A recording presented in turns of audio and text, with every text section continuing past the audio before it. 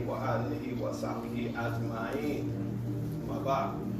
We'll be discussing the ill effects of drug addiction. And oftentimes when one hears about drug addiction, in particular in the school setting, they just basically tap on the surface of drug addiction. And when you leave out, after the lights are cut off in the classroom, when you leave out, you be asking yourself, well, what did I get out of the talk that the teacher gave? You know, it really was useless. So with this talk tonight, we're going to be engaging, and it's going to be an interactive talk. And I want to just give you maybe a very brief introduction to myself and being caught up many years ago, so that perhaps you can really identify and relate to what I'm about to say. You know, growing up in Chicago, and many of you, when I say this, this is like foreign to you, because in the environments that you grew up in, you didn't have drug addiction. You didn't have gangs. You know, in gangs, yeah, you know what gangs are, don't you? You know what gangs are, right? No, games, well, that's games too, but they play these games, but it's not a game. It's not like Monopoly and all that. That's what you're talking about. So anyway, coming up in an environment that I come up in, when I walked out of the door, after my parents had told me all the do's and don'ts, me and my brothers, of what not to do and what to do, but after them doors closed at the house, after that security left you in the house, now I have to deal with my friends and the people on the streets hanging out. And what are they doing?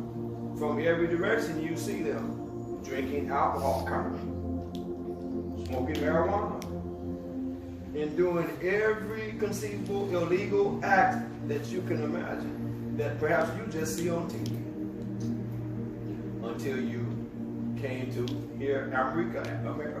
Many of you were born in America, so you've seen glimpses of it.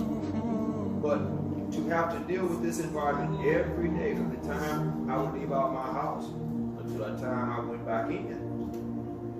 And so I was fortunate to have a lot of the elder guys that took a liking to me, took an interest in me, and protected me from this environment. But it was on my own vices that I decided to ask, what is this marijuana, this gas, what is this karma that they do? What does this stuff do? And so, me being curious,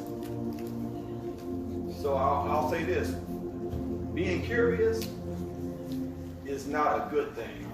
Being curious can get you in some deep trouble. So me being curious, I decided to engage in these drugs. And what a bad idea. What a very bad idea, because it resulted in me being addicted for many years to drugs. So when I tell people this, when I tell some of the brothers this now, they're like, no, brother, no, wait, not you. You didn't do that. But yes, I did. So when you hear me talking to you, you not only hear me talking to you from the books, from the technical aspect of it, because I did study in school, but you hear me talking from my experiences, relative experiences, and from my heart, and from my passions. So I'm not just talking to you just to be spending some time sitting here and just going through the motions. No. It's much more serious and much more deeper than that with me to you. And so it is again with honor and pleasure to come before everyone here and to have such an attentive group. Last week, you brothers, you youngsters were so attentive, and I applaud you for that. And I ask the same tonight, because everything that's going to be imparted to you, it's going to be for you. It's going to be for you, for your benefit and the parents' benefit. Because as I told the brother with the introduction, he asked me what would be the more appropriate introduction. And I spoke to him and he gave it. So the effects, when someone knows of their son or daughter that's doing drugs, marijuana on a small level, then they don't think much of it. Oh, that's a harmless drug. It's not to do. They'll just laugh and giggle for a while, and for a couple hours, laugh and giggle. Maybe they'll get hungry and eat everything, so it's no big deal. But if you take as a parent, you take that approach, you are not only fooling yourself, deceiving yourself and your children, but you're giving your children the wrong example, and you're giving the wrong signals, because there are many indicators for how you can tell that your son or daughter is involved in drugs. What's your name? Huh? Anwar? Anwar. Okay. Alhamdulillah. So, Anwar, how old are you? 12? So, can I walk with this? Can I walk on your feet with this? I believe so, yeah. Okay. Anwar, right? Okay. So, I'm going to do a short scenario.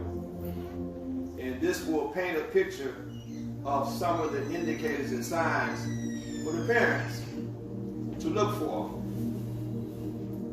in their children. Stand up for a minute, please. I'm going to greet you, right? Oh, you greet me. Greet me.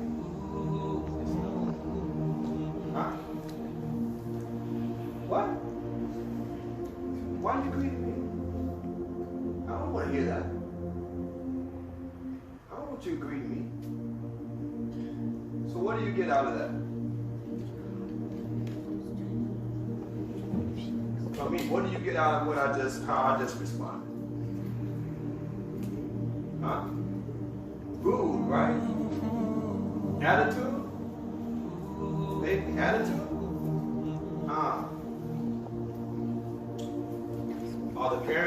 Are the parents listening? The parents notice that? This is possibly what happens in the house when you're talking to your son or daughter and they are not giving you the same tone that they normally would. It's this, as they say, mean mugging. You guys have heard that term. When the parents speak to you, you give them a mean look. Well, many of you are very fortunate, because if my parents had said something to me, and if I showed any signs of a frown, it will get slapped off my face. Just like that. Slapped off my face. And I can assure you, I would change it from a frown to a smile.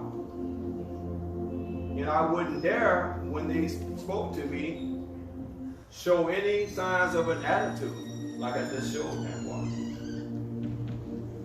Now, was that right for me to respond to him like that? It's ugly, huh? But that's one of the indicators that you can look for as parents with your children, or even just their friends, to take notice of. And so there's many other indicators and signs, but generally it's going to be very bad attitude, or they don't even want to talk to you at all. They don't even want to be bothered. When they come in the house, they turn the other way. They go in their room. Because they're trying to avoid conversation. They're trying to avoid you being able to see that something is incorrect about their behavior. And so with a couple of the questions that were asked last week by two of the brothers, very profound questions, and then I'll get to how this affects so many people. Those questions didn't get fully answered because for lack of time, we didn't have enough time to really go into the answers to those questions. But both of them questions, those elders expressed were really sincere concerns about their children or about people they may know. What's your name, brother? Hannah. Oh, Khalid. Yes.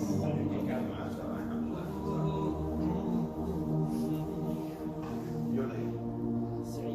Saeed. How old are you? 14. I would have guessed 13 or 14. High school, right?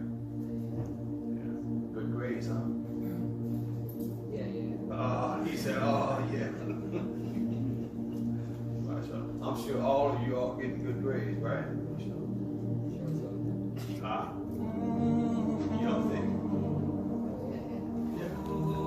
Because all of you brothers are avoiding the wrong crowds, right? Pretty much, right? So, if one of your so-called associates approached you and you seen that he was acting a little weird, and when he walked up to you, he smelled like he'd been smoking marijuana. But he likes you, he wants to hang out with you. He wants to, all during school, in the classroom, he's acting up. He's distracting everyone. So no one can really learn and listen and pay attention to the teacher. But this is the guy that you associate and hang out with every day. But he's smelling like a chimney full of marijuana. The marijuana seems just reeking. So would you be comfortable with that? With that friend hanging out with you? All in class disruptive, would you be comfortable with them? Would you? Would any of you?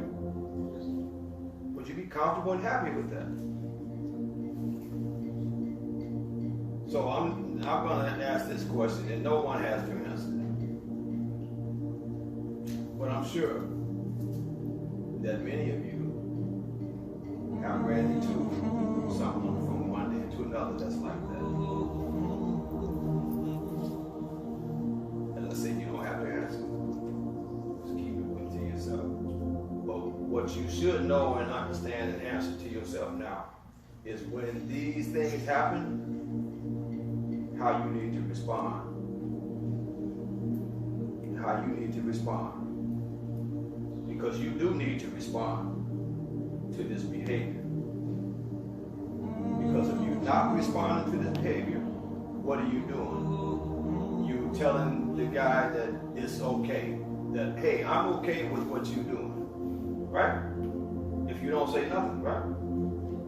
Correct? So is that what you want to give off? That you're okay with what he's doing? That you approve of it?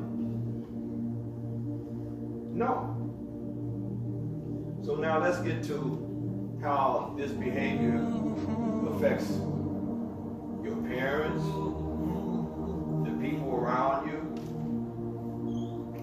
the people in the community, the masjid, and everyone else. It affects everyone, not just yourself.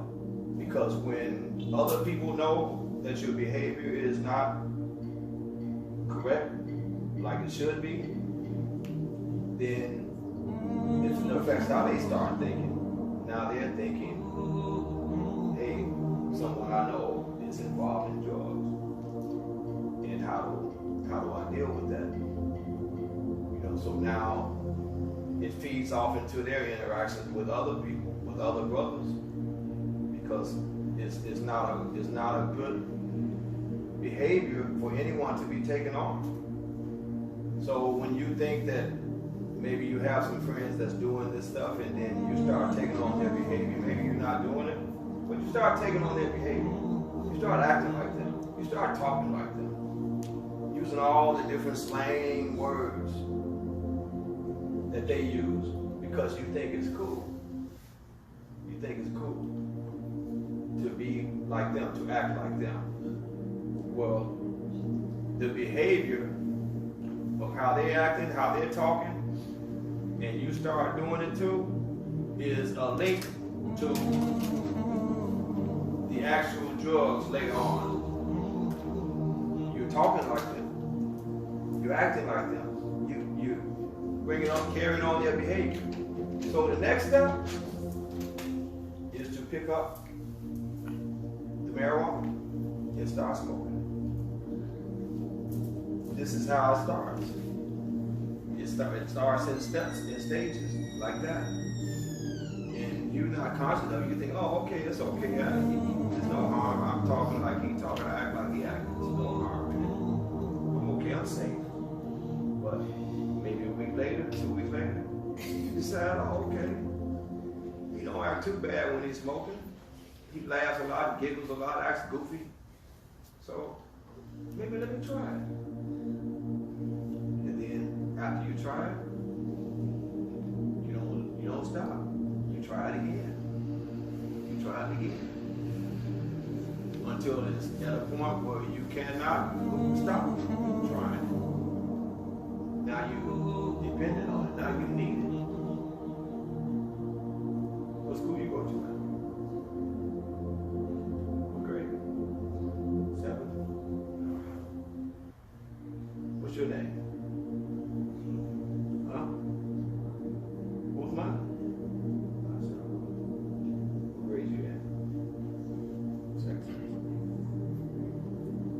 So,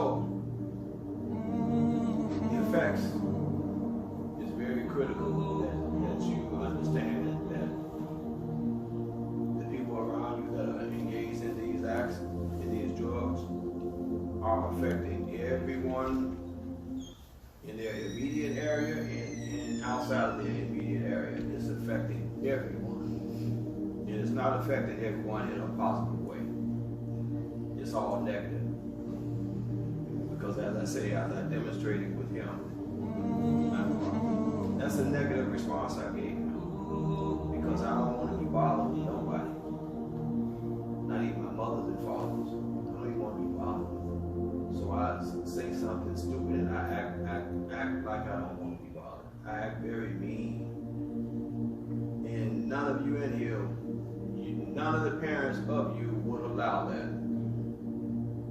None of your parents would allow that. Right? That's correct, right? So, do everyone here understand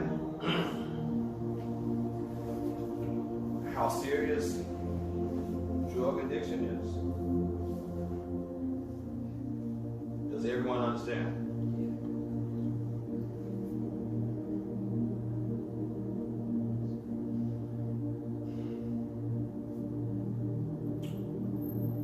Because it's important that you do understand. It's important that you understand that if you're hanging out with people like that,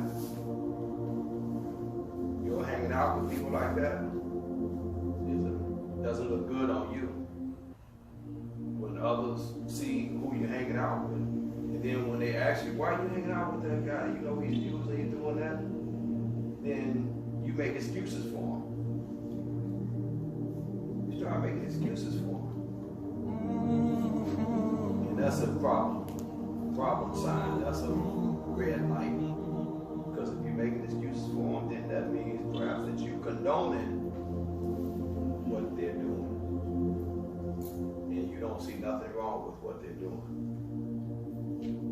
So let's be careful of what we what we approve of and what we give ourselves to. People that's doing the wrong things. We understand in Islam what Islam says. All of you understand that. So if you want to see a society just crumble to pieces, look right here in America.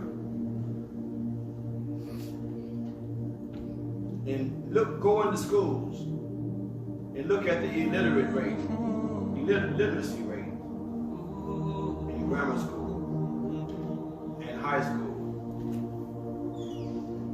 40% of the people that graduate from high school, their reading level is below 4.6. Now that's a fifth grade or fourth grade level. And you graduate out of high school, 12 grades, and you reading at a fourth, fifth grade level.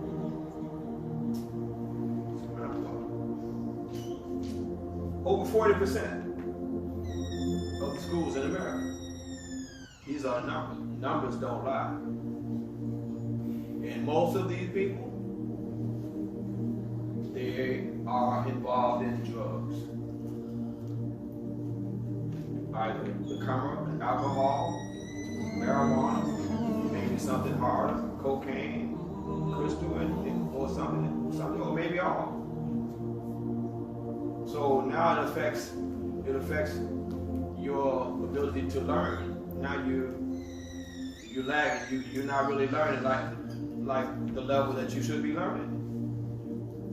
So your grades are going down.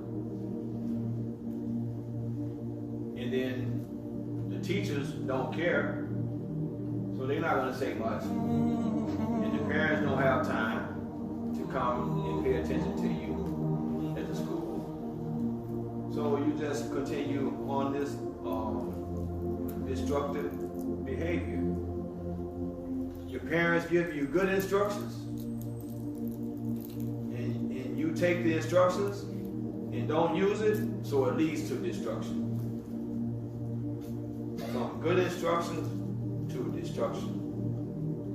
And I'm not saying any of you, I'm just painting a picture of what's going on out there, what's going on in your schools, what's going on in your neighborhoods. We can't deny it. And you can't turn a deaf eye and deaf ear to it and say, okay, this don't not happen in my neighborhood. Come on, please. No one in here can say that. No one. So, what do you have to do to protect yourself? What's your name? Yes. So what do you have to do to protect yourself from those in the neighborhood that you know that may be doing drugs or acting up? How do you protect yourself from them? Stay away from them. Yes, that's an excellent way. And if they keep pushing at you, you keep saying you stay away from them, right? So that's what you have to do.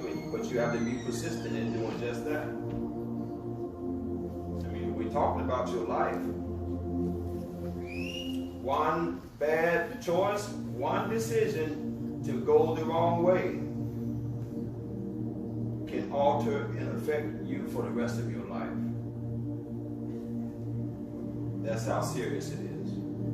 Anyone disagree with that? So it's about choices. It's about choices. Don't think that your choices are not serious and that they're not going to pay consequences.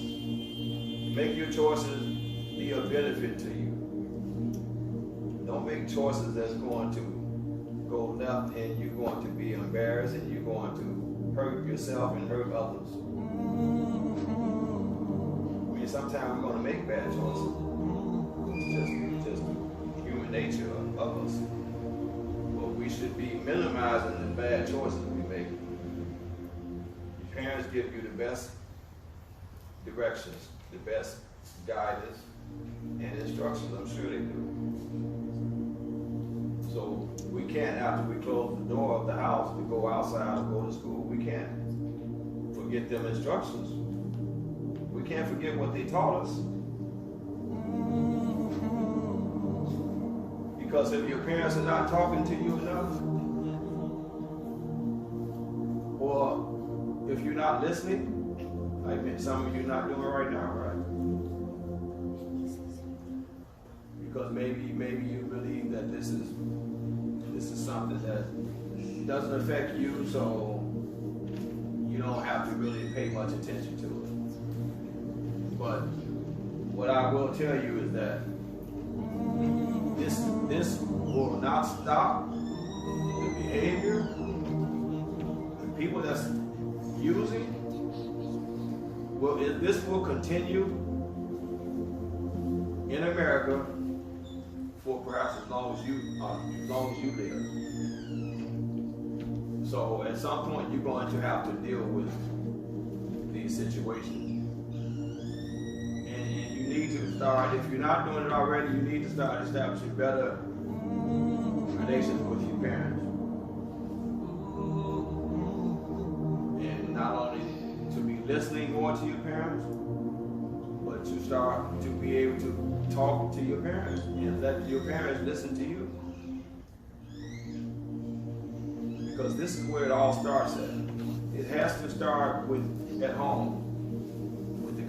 So if there's any message that I can give you that you can hold on to, take from my experiences and how I was able to walk through that period in my life and move beyond it and correct it and become a better human being and hopefully a better one. But that wasn't enough for me. I didn't just say, okay, Allah subhanahu wa ta'ala has gave me the strength and gave me the blessings to remove myself from that lifestyle. So I'll just stop right there. I won't give back. So that would have been unfair to you all and everyone else for me to just take what I have, my experiences, and because I'm not doing that no more, to just say, oh, hold on to everything, my experiences and knowledge and cause. I don't need to give nothing back to nobody. That would have been extremely selfish to not offer from what I went through to help the rest of you and anyone else that I can help.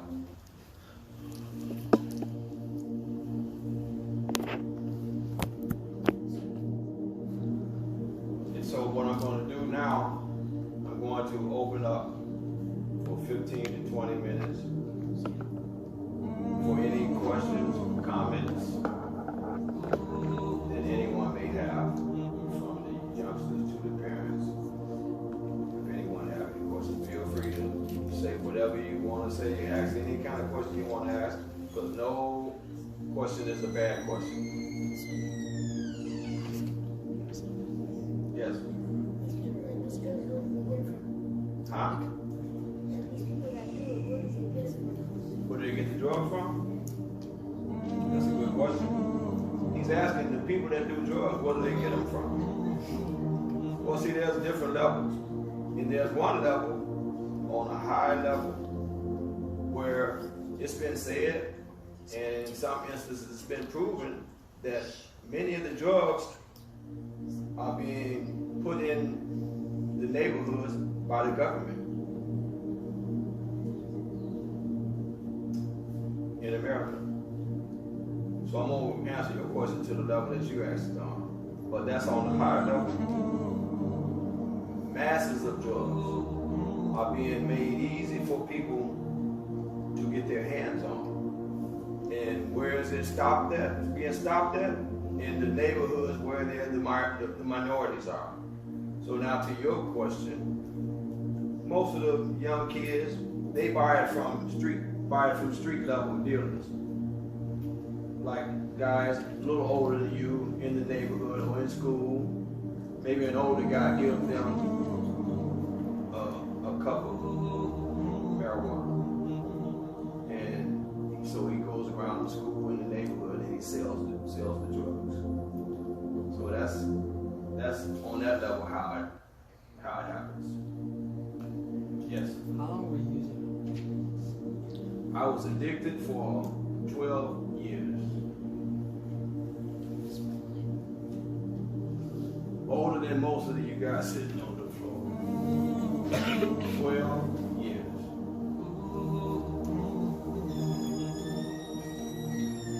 And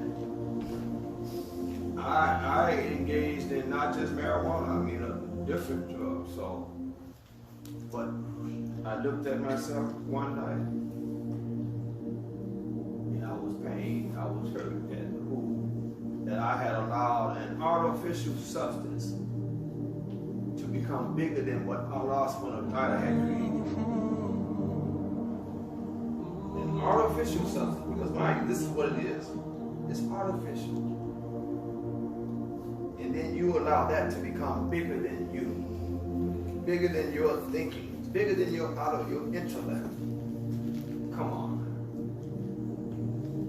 So when I looked at myself in the mirror, I said, no, this is what you're doing. That's bigger than you. And I cried. Right in the mirror. And I told myself right then, there's a better life for me. My life has to take on better meaning than that. Because I was destroying myself. Well, did no one want to even be around me? Be bothered with me.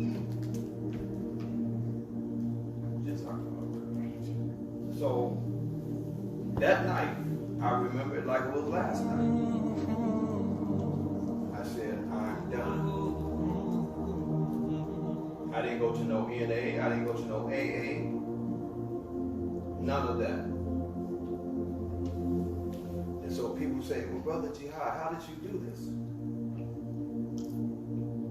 Number one, I decided enough was enough. Number two, I decided that my life had become to a point where if I continued, one or two things would happen. I would maybe be in prison for the rest of my life. Number two, dead.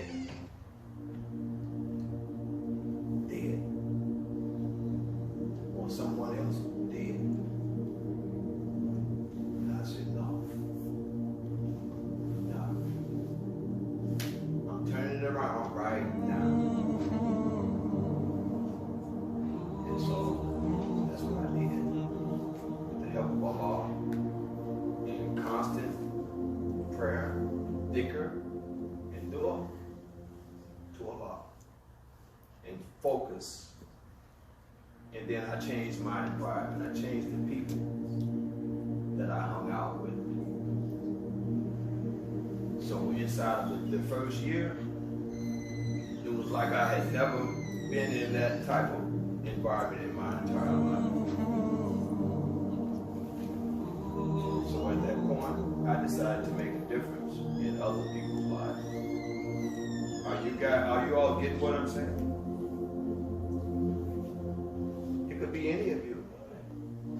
It could be any of you, because for me it was just one wrong choice. That's all it was. To try something that I knew I had no business trying. Y'all got that? You want the best out of your life, right? Right? So you know what the bad stuff, if you do it, what the result will be, right? We know right from wrong, right? Is that correct? Huh? right from wrong, right? You know? Huh?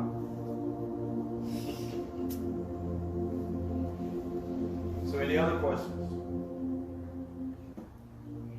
Yes.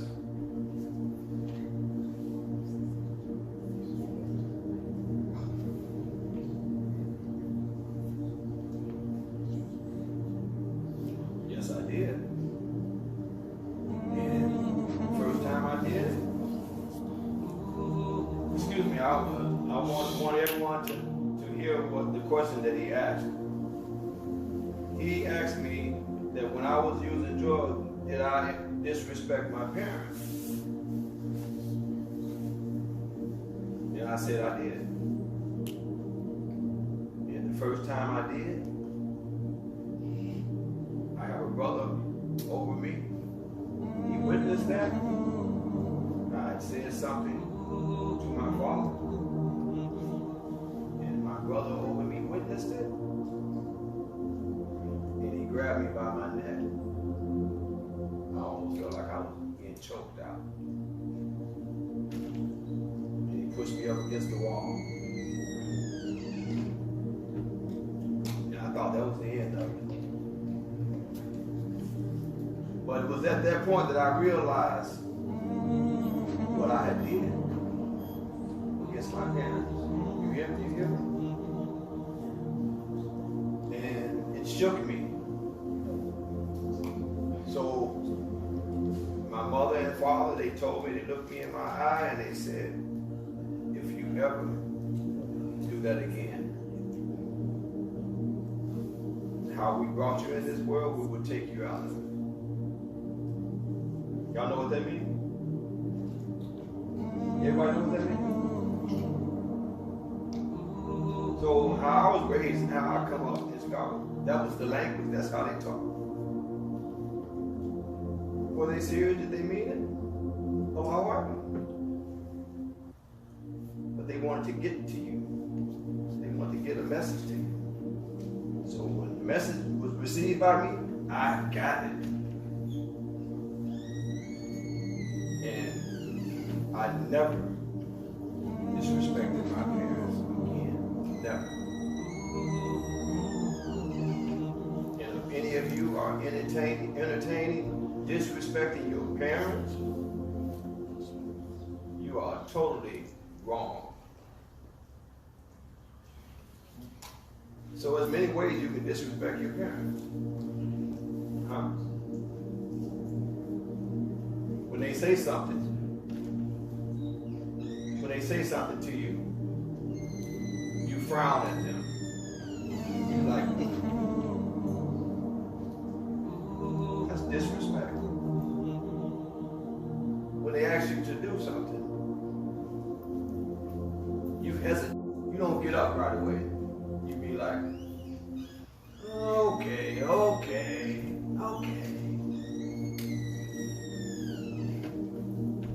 Disrespect. So there's so many different ways. I hope that answers your question. Anything else?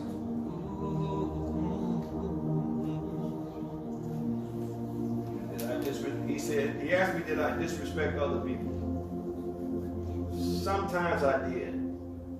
Because I was taught to be a respectful person in spite of whatever I did. And I kept them values for the most part. But every now and then, Assalamu alaikum.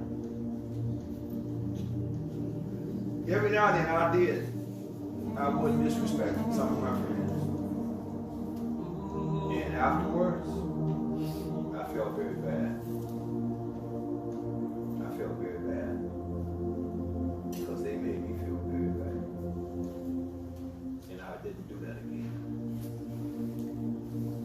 Because a person in their natural behavior, in their natural fitra, don't do those things. They don't do the things you just asked. If you're in your natural nature, you don't do those things. It comes from other outside influences. Anyone else with any questions, comments, suggestions? Yes. Huh? my parents do, or what did I do? When your parents found out you did drugs. That's your question. He's asking, what did I do when my parents first found out I was doing drugs? That's a good question. And here's my answer. When I knew that they had found out, because how they found out was I had been smoking marijuana. And I left some marijuana in my pocket. And so it was time for my mother to do the laundry. So my mother was going through my pants and she found some marijuana in my pants. So I come home. And you guys, you brothers know. You come home and your mother and father, you know that look. When you've done something that they don't approve of, you know the look, especially from the mother. The mother, when I walked in, the look she gave me, it was like I didn't even feel like being alive. I felt like running into a hole and hiding, because that was the look that she gave me. And I knew that wasn't the look of a happy look of my mother.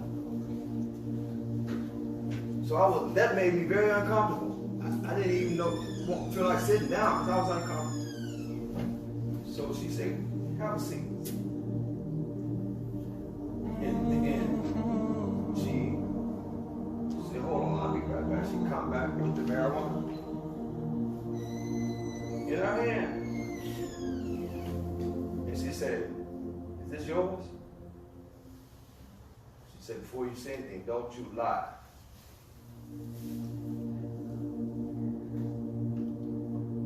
So what am I going to do? What can I say?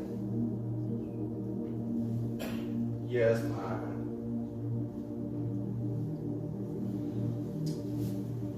So I'm expecting worse now. She took the marijuana and flushed it down the toilet stool first. And my father,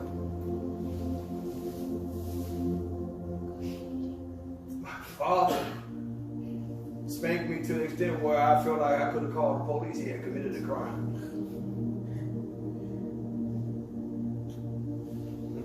So you guys don't get that in your culture. That don't happen. In ours, it does. It does.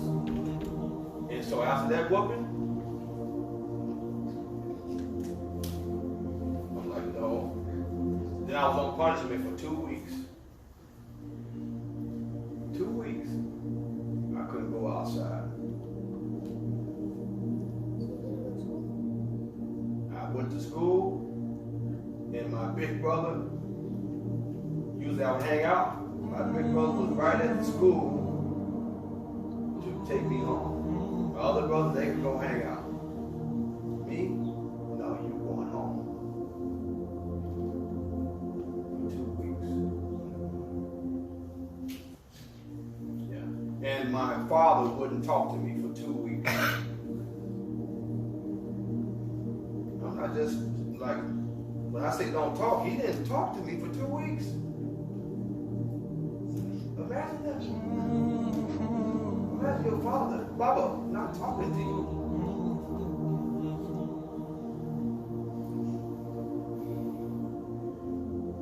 So after that, I got it. I got the message. After 2 weeks, I was ready to just run through the door, happy that I could go outside and play and hang out. That taught me everything, not to disrespect. So that's a great question. Huh? I did, but not around them. Huh? No. When I came home, I was like spick and span clean, squeaky clean. Question? How old were you when you first got addicted? Huh? How old were you when you got addicted? How old? He asked me how old was I when I first got addicted. So now you're trying to figure out my age now, right? You got smart. So, I was 35 years old.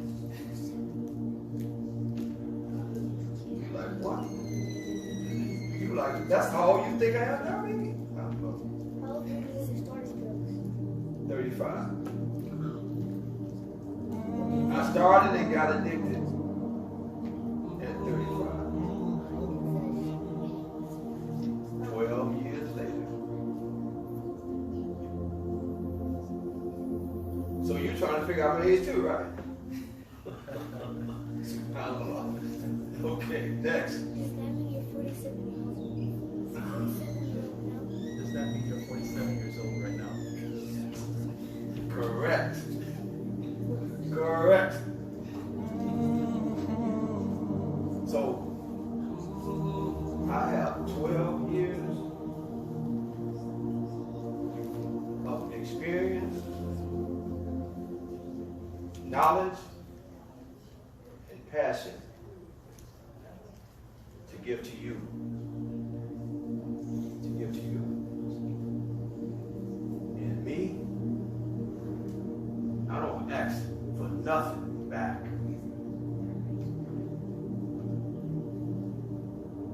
What I ask from you is that you take something from what's been said. You take something and benefit from it. Take something from what's been said. Take something from the lessons and benefit from it. Grow from it. Don't make the same mistakes that I did. Because some people can come up here, sit down here, and give you a therapeutic language of behavior modification, substance abuse, drug addiction, from the book. And you may not get nothing out of it.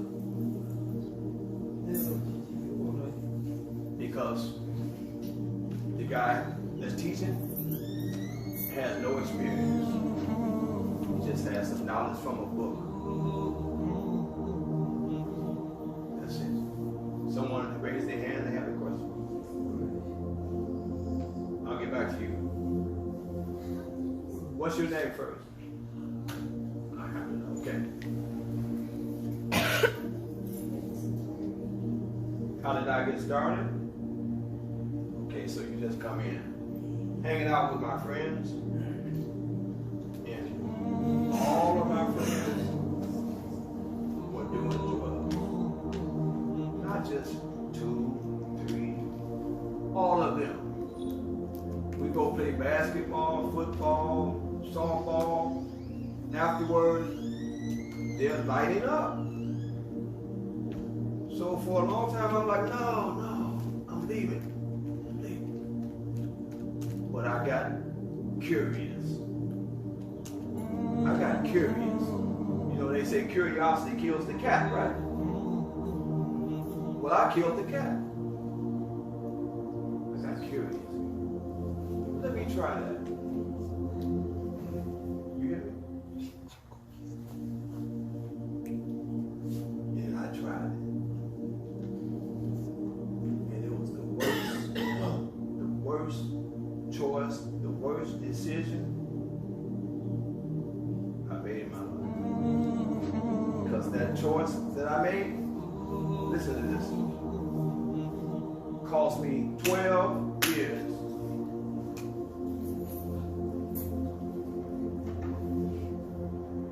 I hope y'all get that. That's how critical and serious it is. This is no joke. Cost me 12 years. Is that your answer? You had an question, right?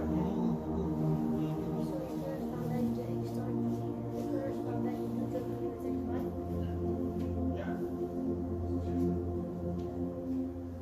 So your dad hit you at the age of 35? Huh? Your dad still hit you at the age Yeah. Hey, he's still my dad, right? Huh? So because I'm 35, that's supposed to stop? Oh, I can't touch you no more. You 35. Or you 40. I can't touch you no more. Is that how it works? Huh? Is there a limit when dad can't smash you no more? Huh? Hey, maybe in your culture, maybe it is. But not in mine. They don't roll like that. They don't roll like that. They putting hands on you. So that's how I learned. Give your name, brother. Yeah, my name is Abdullah. Abdullah, alhamdulillah. How can I stay away from drugs? Your question is, how can you stay away from drugs?